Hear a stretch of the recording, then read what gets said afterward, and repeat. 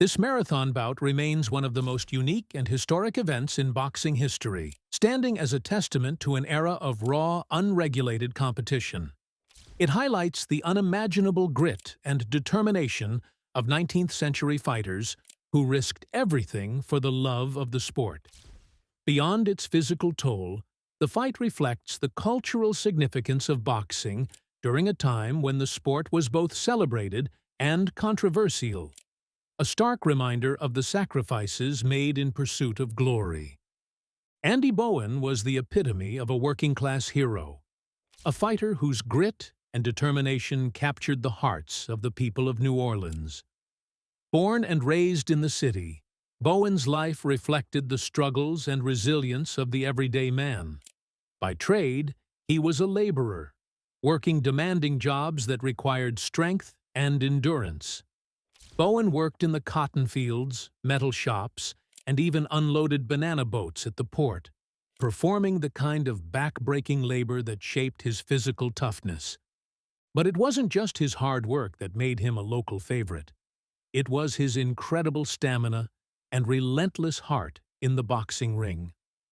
Bowen wasn't the most skilled fighter of his time, but his ability to push through exhaustion and absorb punishment made him a beloved figure.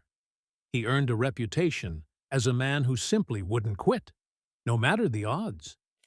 This unyielding spirit turned him into a local celebrity in New Orleans, a city that embraced boxing as part of its culture. In an era defined by racial divisions, Bowen's heritage also made him stand out. He was often described as a mulatto in the newspapers of the time, a term reflecting the deeply ingrained racial classifications of 19th-century America. The label signified that he was of mixed black and white ancestry, which shaped how he was perceived both in and out of the ring. Despite the prejudices of the time, Bowen's fighting spirit transcended racial barriers, earning him admiration from fans across the city. To many, Bowen represented the resilience of New Orleans itself, tough, hard-working, and unwilling to back down. Jack Burke, known as Texas Jack, entered the fight as the underdog, but his reputation as a durable and tough competitor made him a worthy challenger. Burke was a fighter who could take enormous amounts of punishment and keep moving forward, a trait that served him well in an era where fights often lasted dozens of rounds. Though not as celebrated as Bowen, Burke was no stranger to the hardships of life in 19th-century America. A journeyman fighter, he carved out a career through sheer grit and determination, often facing opponents with more natural talent and skill. What Burke lacked in finesse, he made up for in toughness and persistence, earning him respect among those who followed the sport. For Burke, the fight against Bowen was an opportunity to prove himself on a larger stage. Going up against a hometown hero in New Orleans was no easy task, but Burke was determined to leave his mark. Like many fighters of his time, he stepped into the ring with little thought of fame or fortune. He fought for pride, for survival, and for the love of the sport. The late 19th century was a transformative period for boxing, but it was also a time when the sport operated largely in the shadows. Boxing was outlawed in many parts of the United States, viewed by some as barbaric and immoral. However, the sport's raw and primal appeal made it impossible to suppress entirely. It thrived as an underground activity, with fights often held in secret or in locations where the authorities turned a blind eye. New Orleans, however, was different. The city openly embraced boxing, making it a hub for the sport during a time when it was shunned elsewhere. Known for its vibrant culture and love of entertainment, New Orleans treated boxing as more than just a pastime. It was a part of the city's identity. The locals celebrated fighters like Andy Bowen as symbols of the city's toughness and resilience, and boxing matches often drew massive crowds eager to see their heroes in action. One of the most significant events in the city's boxing history was the Pugilistic Carnival of 1892, a three-day extravaganza of fights held at the Olympic Club in New Orleans. The event was a turning point for the sport, drawing more media attention than the presidential election between Benjamin Harrison and Grover Cleveland that same year. The carnival's centerpiece was the heavyweight title fight between John L. Sullivan and James "Gentleman" Jim Corbett, a bout that showcased the transition from bare-knuckle boxing to modern gloved competition. Corbett's victory over Sullivan marked the beginning of a new era, where boxing began to gain legitimacy and attract larger audiences. However, boxing in the 1890s remained a dangerous and unregulated sport. Fighters often competed with little regard for their safety, taking on grueling schedules and enduring severe injuries. Matches were fought under fight-to-the-finish rules, meaning there was no set time limit. Bouts would only end when one fighter was knocked out or physically unable to continue. This brutal system placed immense physical demands on the fighters, often leading to marathon battles that pushed them to the brink of collapse. The fight between Andy Bowen and Jack Burke was a product of this era, a spectacle that reflected both the toughness of the fighters and the lack of safeguards in the sport. Taking place at a time when boxing was transitioning from bare-knuckle brawling to gloved competition, the bout symbolized the raw and unfiltered nature of 19th-century prize fighting. New Orleans provided the perfect backdrop for this historic fight. The city's love of boxing, combined with its reputation as a hub of entertainment and vice, made it the ideal setting for a contest that would push the limits of human endurance. For Bowen and Burke, stepping into the ring that night wasn't just about competing for a purse. It was about proving their toughness and leaving their mark on boxing history. The fight between Andy Bowen and Jack Burke on April 6, 1893, was conducted under the brutal and unforgiving fight-to-the-finish rules. Unlike modern boxing matches, which have a fixed number of rounds, this fight had no set time limit. It would only end when one fighter was knocked out, rendered unable to continue, or surrendered. The rules required incredible endurance from the competitors, as the bout could potentially last indefinitely. Each round lasted 3 minutes, with 1-minute breaks in between, offering minimal respite for the fighters. Under these conditions, the fight quickly became not just a test of skill, but a battle of attrition, a contest of who could endure the longest and withstand the relentless punishment. It was a reflection of the raw, unregulated nature of boxing in the 19th century, where the physical and mental limits of fighters were pushed to extremes. The opening rounds of the fight were marked by Andy Bowen's aggressive style and relentless pace. From the very first bell, Bowen charged at Jack Burke, delivering powerful body and head punches that demonstrated why he was so beloved by the people of New Orleans. His energy and determination were palpable as he sought to dominate his opponent early. By the second round, the effects of Bowen's attacks were already visible. Burke's torso was red and swollen from the constant body shots, a testament to the intensity of Bowen's punches. Despite his reputation as a durable fighter, Burke quickly found himself on the defensive, struggling to keep up with Bowen's relentless pressure. The early rounds showcased Bowen's strengths, his stamina, his heart, and his ability to dictate the pace of a fight. However, as the rounds progressed, the dynamics of the fight began to shift. Burke, unable to match Bowen's intensity, resorted to clinching as a defensive strategy. By holding on to Bowen, Burke was able to limit the damage he was taking and conserve his energy. As early as the 30th round, the fight began to slow. The toll of the relentless exchanges was evident on both men. Bowen's aggressive style, while effective early on, started to wear on his stamina.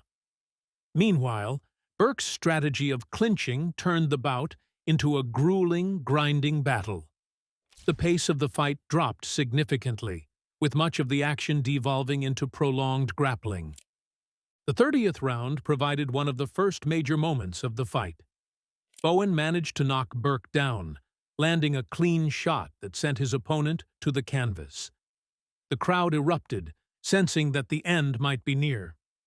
However, Burke was saved by the bell, rising to his feet just in time to return to his corner. The knockdown underscored Bowen's dominance in the early stages of the fight, but it also set the stage for the long and grueling contest that was still to come. By the time the fight entered its second phase at the 31st round, the grueling nature of the contest was beginning to take its toll. The initial bursts of energy and aggression had faded, replaced by signs of exhaustion and weariness in both fighters. Bowen, who had controlled the early rounds with his relentless attack, was visibly slowing down. His punches carried less power, and his movements became more deliberate as he fought to conserve his energy. For Burke, the situation was even more dire. Having absorbed significant punishment in the opening rounds, his body was beginning to show the effects of the relentless battle. Referee John Guffey observed that Burke's arms and wrists were swollen beyond recognition, a clear indication of the damage he had sustained from throwing and blocking punches. The swelling made it increasingly difficult for Burke to use his arms effectively, forcing him to rely even more on clinching to survive. The fight devolved into a grinding war of attrition, with little meaningful action taking place in many of the rounds. Burke's reluctance to engage, combined with Bowen's diminishing energy, resulted in a slow and methodical pace. The crowd, which had been electrified by the intensity of the early rounds, began to grow restless as the fight dragged on with no clear end in sight. Despite the lack of action, the endurance and determination of both fighters were on full display. Bowen continued to press forward, throwing punches whenever he could muster the energy, while Burke fought valiantly to stay on his feet and avoid being overwhelmed. The fighters' mutual refusal to quit kept the contest alive, even as their bodies screamed for relief.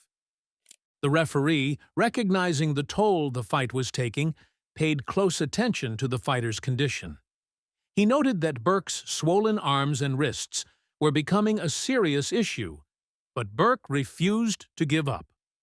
When asked if he wanted to stop, Burke reportedly told the referee, "If Bowen whips me, it's all right," signaling his willingness to endure whatever it took to stay in the fight. Bowen, too, showed no signs of quitting, despite his obvious exhaustion. His relentless spirit and determination to fight to the finish were hallmarks of his career, and they kept him going even as the fight entered its most grueling stages. By the end of the 50th round, the fight had already become a marathon battle, testing the physical and mental limits of both Andy Bowen and Jack Burke. The early dominance of Bowen had given way to a slower, more methodical contest, marked by exhaustion, clinching, and moments of fleeting action. The fight's evolution from a fast-paced brawl to a grinding war of attrition reflected the unforgiving nature of boxing in the 19th century. For both fighters, the contest was no longer just about skill or strategy. It was about endurance, resilience, and the sheer will to continue. As the fight moved into its later rounds, the stakes grew higher, and the toll on their bodies became increasingly apparent. The longest fight in boxing history was only just beginning. By the 51st round, the grueling nature of the fight between Andy Bowen and Jack Burke had reached its peak. Jack Burke, who had endured relentless punishment from Bowen in the earlier rounds, was now battling with two broken wrists. The damage was caused by both absorbing the impact of Bowen's punches and throwing his own. Despite this debilitating injury, Burke displayed an almost unimaginable level of toughness, refusing to quit and continuing to fight as best he could. Both men were now completely exhausted. Bowen, who had been the aggressor in the earlier rounds, was visibly slowing down, his punches losing their power and precision. Meanwhile, Burke, unable to throw effective punches due to his injuries, relied almost entirely on clinching and stalling to avoid being knocked out. As the fight dragged on, the action in the ring became increasingly sparse. Rounds often devolved into prolonged periods of holding and grappling, with neither fighter able to muster the strength to deliver a decisive blow. The crowd, which had been lively and enthusiastic in the earlier stages of the fight, grew restless as the hours passed with little action. Many spectators began to leave, unable to endure the marathon contest any longer. For those who remained, the fight became as much a test of their patience as it was a test of endurance for the fighters. By the 89th round, something remarkable happened: the sunrise. Spectators who had entered the venue the previous evening were now witnessing the fight continue into the next day. The sight of the rising sun served as a stark reminder of how long the fight had gone on. What had started as a boxing match had now turned into a battle of sheer willpower, with both men fighting not just their opponent, but also their own bodies. When the fight reached the 101st round, it officially broke the record for the longest boxing match in history. The previous record, set in 1890, had been a 100-round, 6-hour and 39-minute fight between Dan Needham and Patsy Kerrigan in San Francisco. By surpassing this milestone, Bowen and Burke had etched their names into boxing history. But the fight was far from over. Despite breaking the record, neither fighter was able to capitalize on the moment. Both men were now running on pure adrenaline and instinct, with every movement requiring tremendous effort. Bowen, though still the more active of the two, lacked the power and stamina needed to finish Burke. Meanwhile, Burke's broken wrists and swollen body left him virtually defenseless, but his refusal to quit kept him in the ring. As the fight dragged into the early morning hours, it became clear that neither man had the strength to deliver a decisive blow. The contest, which had begun as a highly anticipated clash of endurance, had devolved into a slow, grueling spectacle of survival. By the 108th round, the referee, John Guffey, realized that the fight could not go on much longer. Spectators were leaving the venue in droves, and the fighters were barely able to stand. Recognizing the futility of continuing the contest, Guffey gave the fighters an ultimatum. They had 2 more rounds to finish the fight, or he would call it off. With what little energy they had left, Bowen and Burke entered the 109th round, but neither fighter could muster the strength to land a meaningful punch. The pace was agonizingly slow, with both men staggering around the ring, their bodies pushed far beyond their limits. By the 110th round, it was evident that a decisive finish would not come. At the end of the 110th round, Guffey stepped in and declared the fight a no contest. There was no winner, no triumphant conclusion, only 2 battered and broken men who had endured an unimaginable test of endurance. The fight had lasted 7 hours and 20 minutes, making it the longest in boxing history. But it ended with neither fighter able to claim victory. When the fight between Andy Bowen and Jack Burke finally ended after 110 grueling rounds, both fighters were left physically and emotionally shattered. Jack Burke, who had fought the majority of the fight with 2 broken wrists, bore the brunt of the damage. His arms and wrists were swollen to twice their normal size, and he also suffered severe swelling to his ribs, eyes, and face. The relentless punishment he endured during the fight had taken a devastating toll, leaving him a broken man both physically and mentally. Andy Bowen, while slightly less damaged than Burke, was no less affected by the marathon bout. His body was completely drained of energy, and his once legendary stamina, his defining attribute, had been pushed to its absolute limit. Though he emerged from the fight without the visible injuries that Burke sustained, Bowen's spirit and fighting heart seemed to have been irreparably diminished. The mental toll of the fight, combined with the exhaustion he suffered, marked the beginning of his decline as a fighter. For both men, the fight left lasting scars.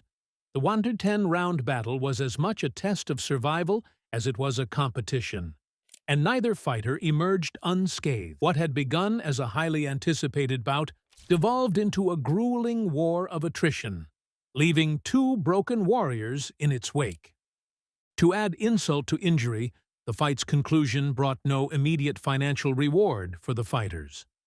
According to the rules of the time, because referee John Guffey declared the fight a no decision after neither fighter could deliver a knockout, neither Bowen nor Burke was entitled to their purse. This meant that after 7 hours and 20 minutes of brutal combat, both men were set to leave the ring with nothing to show for it. However, the promoters, recognizing the extraordinary feat of endurance they had just witnessed, decided to step in. In an unprecedented move, they awarded each fighter $1,250 as a gesture of goodwill. While it was a modest sum considering the sheer brutality of the fight, it at least ensured that the fighters wouldn't walk away completely empty-handed. For context, this amount was significant in 1893, but still paled in comparison to the physical and emotional cost the fighters paid in the ring. The payout was seen as a small consolation prize, a recognition of the historic nature of the fight. Yet, for Bowen and Burke, the money did little to erase the lasting effects of the battle. Their careers and lives were forever altered by the night they made history.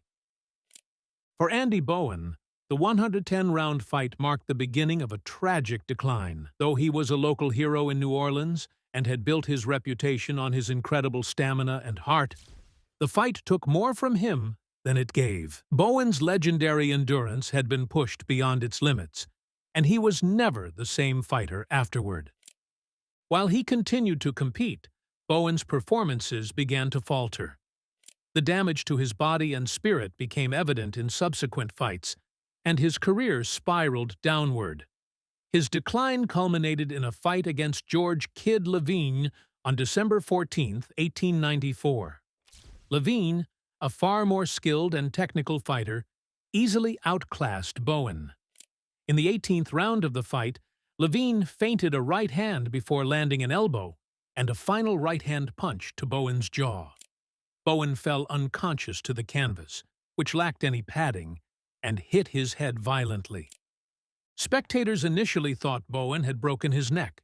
He was carried home, where he later died from his injuries, marking the tragic end of his career and life. The death of Andy Bowen was a sobering reminder of the dangers of boxing in an era with little to no regulation or safety measures.